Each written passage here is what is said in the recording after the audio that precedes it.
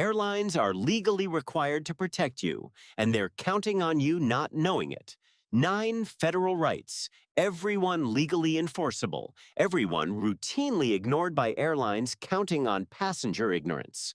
And the number one right could save you hundreds of dollars on your very next flight. If you're over 60, this video was made specifically for you. Right number 9, the right to a full cash refund for cancellations and significant delays. Airlines must give you cash back, not vouchers, when they cancel your flight. Under the DOT's 2024 final rule on airline refunds, passengers are entitled to automatic cash refunds to their original payment method when airlines cancel flights or make significant schedule changes. Significant changes triggering mandatory refund eligibility include domestic departure or arrival time changes of 3 hours or more, international changes of 6 hours or more, departure airport changes, additional connections, and cabin class downgrades. The refund must be automatic and returned to your original payment method. Airlines cannot substitute travel vouchers, flight credits, or frequent flyer miles without your explicit, informed, voluntary consent. If an airline offers a voucher following cancellation and you accept without being told about your cash refund entitlement, that acceptance may not constitute valid legal waiver of your right. But here's the twist. This right applies regardless of fare type. Non-refundable tickets and basic economy fares are fully covered when the airline, not the passenger, initiates the cancellation or significant change. The non-refundable designation refers exclusively to voluntary passenger cancellations, not airline-initiated disruptions. What most people don't realize is that this refund obligation extends to ancillary fees. Paid seat selection fees must be refunded if you were moved to a different seat. Wi-Fi fees must be refunded if the service was non-functional. Checked baggage fees must be refunded when bags are significantly delayed.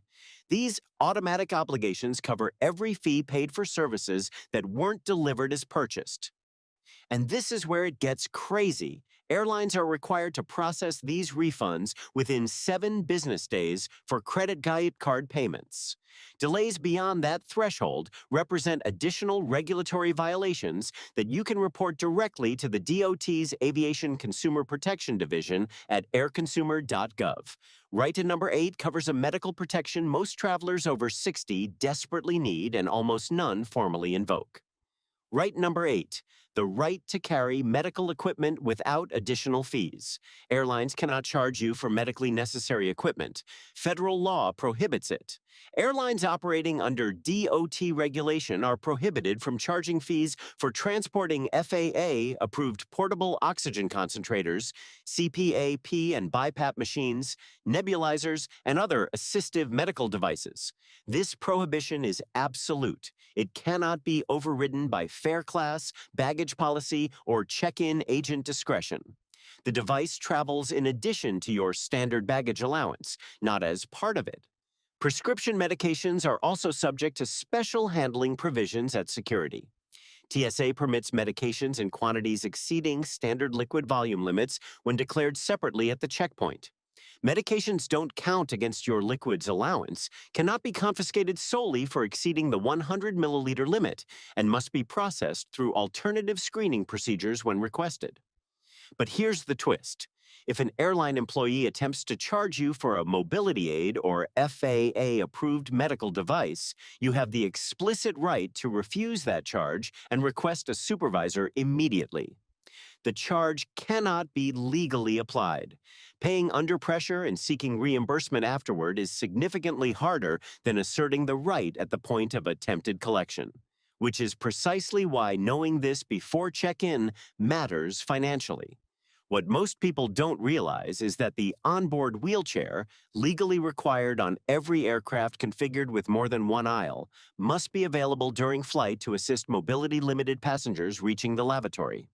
If crew indicate it isn't available on a qualifying aircraft, that represents a regulatory violation reportable to the DOT's Aviation Consumer Protection Division with documentation of the flight details and crew response. And this is where it gets crazy. These protections apply on every qualifying flight, regardless of whether you disclosed your medical needs at booking. However, notifying the airline at least 48 hours in advance ensures crew are briefed on your equipment, storage requirements are arranged, and the complete service chain is coordinated before departure rather than negotiated at the gate under time pressure. Right number 7 addresses a seating protection. Airlines routinely fail to honor for passengers who need it most. Right number 7, the right to seat reassignment for medical or disability needs. Airlines must reseat you for medical reasons at no additional charge.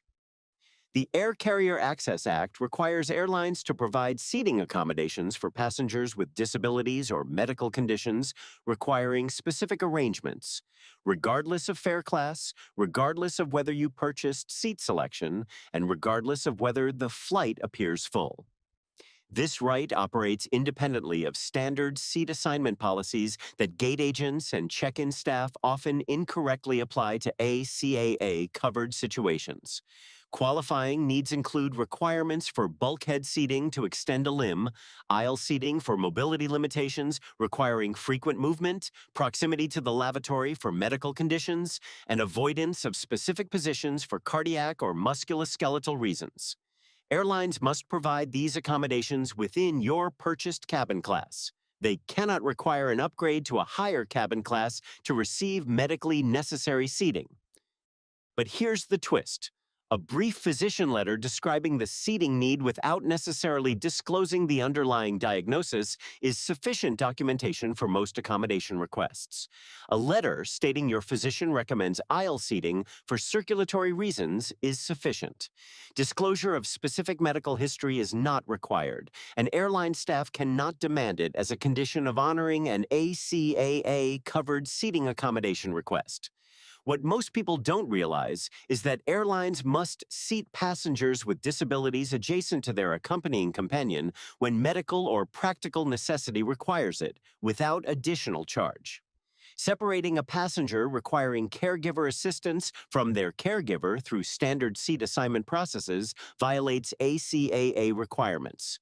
Gate agents citing standard seating policies to justify separation are applying the wrong regulatory framework to an ACAA-protected situation. And this is where it gets crazy. If you disclosed a disability at booking and did not receive information about available seating accommodations, that represents a proactive disclosure compliance failure you can document and report. Airlines are required to communicate accommodation options to passengers who have disclosed disabilities. That obligation exists independently of whether the passenger knows to specifically ask for it. Right number 6 covers what airlines owe you when disruptions make your journey genuinely difficult. Right number 6, comprehensive assistance during flight disruptions. Stranded at an airport? Airlines owe you far more than a meal voucher. DOT regulations require hotels for overnight delays caused by airline controllable factors, mechanical failures, crew scheduling issues, and operational decisions within airline control. Weather delays are excluded, but what airlines routinely classify as weather events frequently contain controllable elements qualifying for full accommodation obligations. Passengers who accept the weather explanation without requesting supervisor review of the delay classification consistently leave entitlements unclaimed.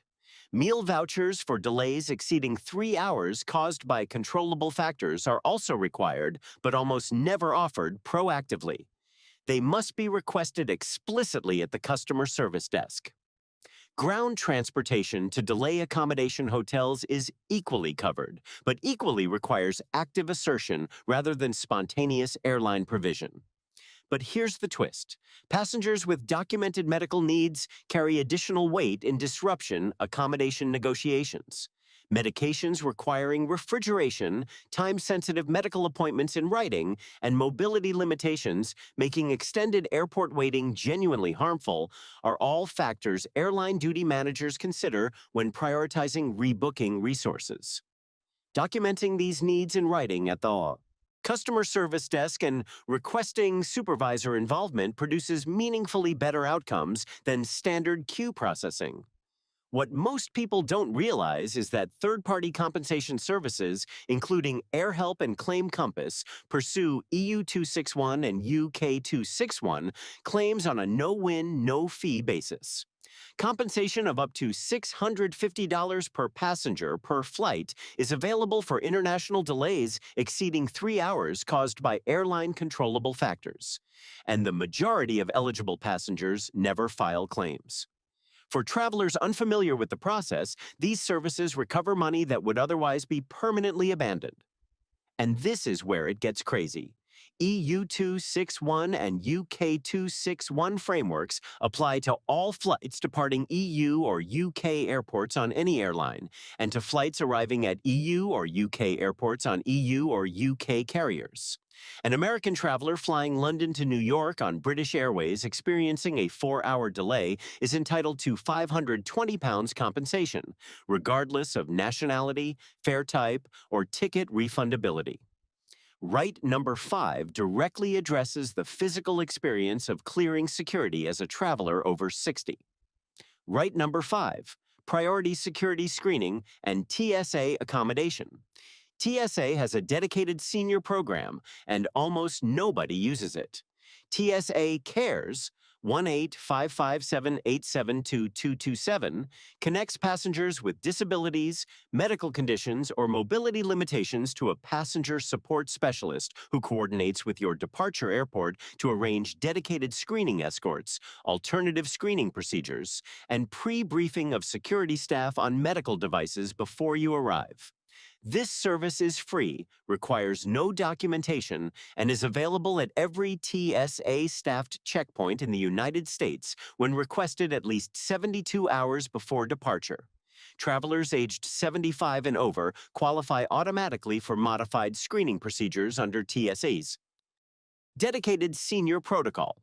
Passengers in this group may keep shoes on, are less likely to be required to remove light jackets, and are generally processed through standard magnetometer screening rather than advanced imaging technology when the magnetometer produces a clear result. But here's the twist. Passengers with pacemakers, implanted defibrillators, insulin pumps, or cochlear implants are entitled to request pat-down screening as an alternative to advanced imaging technology at any checkpoint. Showing your device identification card and stating your preference is your legal right. TSA personnel cannot require you to proceed through imaging equipment your physician has advised you to avoid, regardless of queue conditions or staffing levels. What most people don't realize is that TSA PreCheck at $78 for 5 years provides expedited screening, keeping shoes on, laptops in bags, and liquids packed, eliminating the most physically demanding elements of standard checkpoint processing. Several premium credit cards reimburse this fee entirely as a standard cardholder benefit, making effective cost zero for eligible cardholders who claim the reimbursement before the application deadline. And this is where it gets crazy. TSA pre-check lanes average under 5 minutes wait time at major U.S. airports during peak periods when standard lanes regularly exceed 25 minutes. For travelers over 60, making multiple trips annually that time and physical demand difference compounds into a meaningful quality of life improvement across every airport journey throughout the 5-year membership period. Right number 4 involves cash compensation. Most travelers over 60 have never successfully claimed. Right number 4, cash compensation for involuntary denied boarding. Getting bumped entitles you to cash up to $1,550 per person, paid immediately.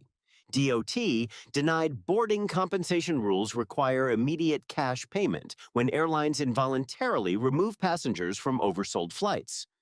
For domestic flights where denied boarding causes delays of 1 to 2 hours beyond original arrival, airlines must pay 200% of the one-way fare with a $775 maximum.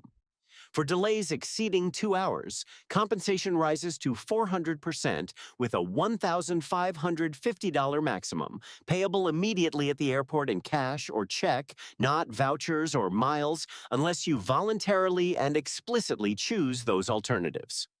The distinction between voluntary and involuntary denied boarding carries enormous financial significance. Airlines must first seek volunteers before implementing involuntary bumping, and volunteer compensation has no regulatory cap.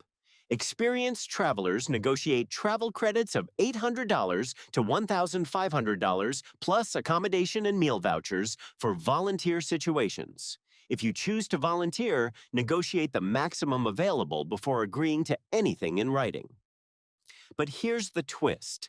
Passengers with disabilities who are involuntarily denied boarding have additional rights beyond standard compensation.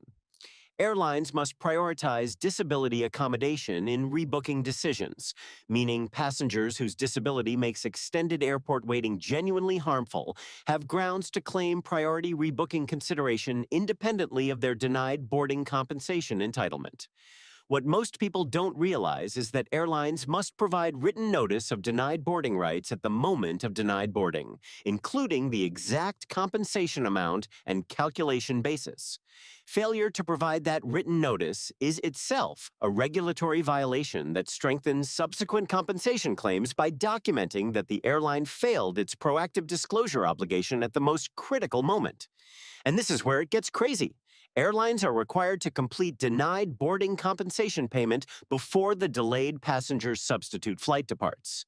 Payment cannot be deferred to later processing or mailed after the fact without passenger consent. If an airline attempts to defer payment, that deferral request itself represents a compliance gap you can document and report to the DOT Aviation Consumer Protection Division. Right number 3 covers a formal enforcement mechanism most travelers over 60 have never used. Right number 3, the right to formal complaint response and DOT escalation. Airlines must respond to your complaint in writing within 60 days or face DOT action. Every U.S. airline is legally required to acknowledge passenger complaints within 30 days and provide substantive written responses within 60 days. This applies to formal written complaints submitted through the carrier's designated complaint channels. Not social media posts or verbal gate agent complaints, but documented formal submissions that create regulatory records the airline cannot ignore without compliance consequences.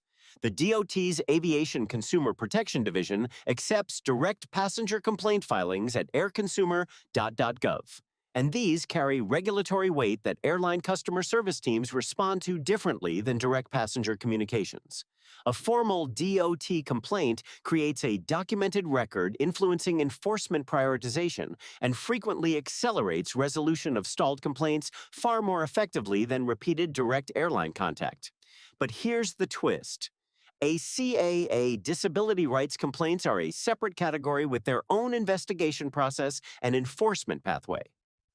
Filing an ACAA complaint for mobility assistance failures, seating accommodation denials, or medical equipment fee violations creates regulatory pressure that general consumer complaints don't generate, and can result in formal enforcement action against carriers with documented patterns of ACAA noncompliance affecting multiple passengers. What most people don't realize is that UK, Canadian, and Australian aviation authorities operate equivalent escalation pathways for international flights. UK passengers can submit complaints to the Civil Aviation Authority or approved alternative dispute resolution schemes with legal authority to direct airlines to pay compensation. Without court proceedings, without legal representation, and without filing fees that would make small compensation claims economically impractical to pursue. And this is where it gets crazy. Airlines track DOT complaint filing rates by route and airport as performance metrics. Elevated complaint rates attract regulatory attention airlines actively seek to avoid, meaning formal complaint filers participate in systemic compliance pressure beyond their individual cases. Filing formally rather than accepting inadequate responses through standard channels makes you part of the regulatory feedback mechanism that generates industry-wide compliance improvement. Right number 2 is the most financially significant international protection on this entire list. Right number 2, EU 261 and UK 261, compensation on international flights. Flying to or from Europe entitles you to $650 per person. Most people never claim it. EU Regulation 261/2004 and UK 261 establish fixed compensation of €250 to €600 per person for flights delayed more than 3 hours at arrival, canceled without 14 days advance notice, or subject to involuntary denied boarding when caused by circumstances within airline control. These frameworks apply to all flights departing EU or UK airports on any airline, and to flights arriving at EU or UK airports on EU or UK carriers. An American traveler flying from London to New York on British Airways experiencing a 4-hour arrival delay is entitled to £520 compensation, regardless of nationality, fare type, or ticket refundability.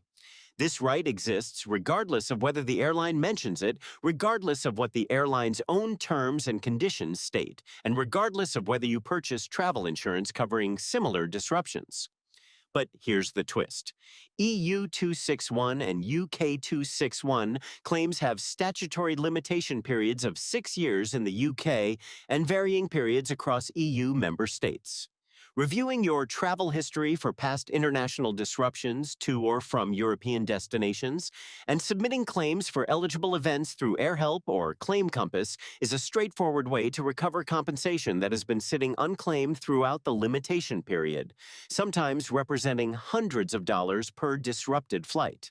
What most people don't realize is that airlines are required to provide written notice of EU 261 rights at the point of significant delay or denied boarding notification.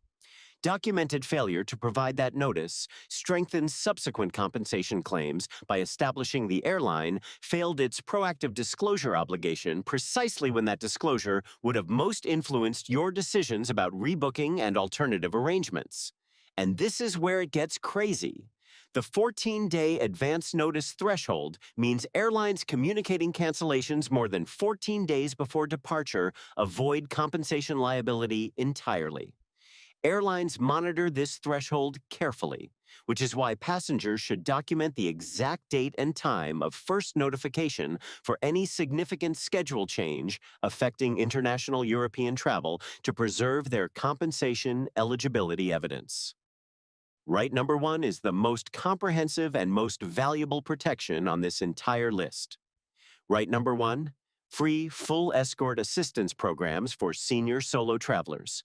Every major airline offers a free escort program for senior solo travelers. Almost nobody knows.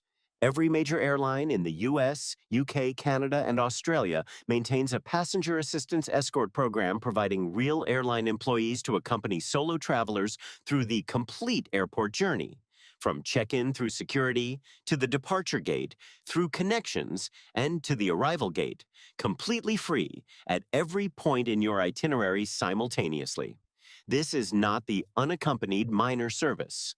This is an adult accessibility accommodation under the Air Carrier Access Act that applies to any passenger requesting support navigating complex airport environments, regardless of mobility equipment use, regardless of diagnosed condition, and regardless of cabin class or fare type.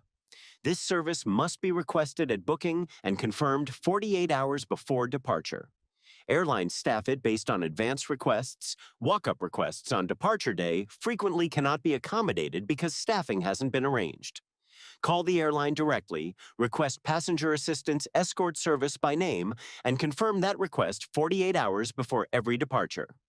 But here's the twist. Requesting this service activates reservation flags, triggering benefits beyond direct escort. Gate agents are notified of your presence. During irregular operations, passengers with active accessibility flags are moved to the front of rebooking queues as standard protocol, providing priority access to limited seat availability that standard passengers queue for without priority consideration. And this is where it gets crazy. Airlines have the strongest commercial motivation of any protection on this list to avoid advertising this service proactively because using it costs staffing resources they would prefer deployed elsewhere. The service exists because legislation required it. It remains invisible because commercial incentive keeps it that way. You now know it exists. Request it at every booking. Use it on every flight. It is yours by law, and it was always meant to be 10 cents. Federally protected rights every traveler over 60 should know before approaching any airport counter anywhere.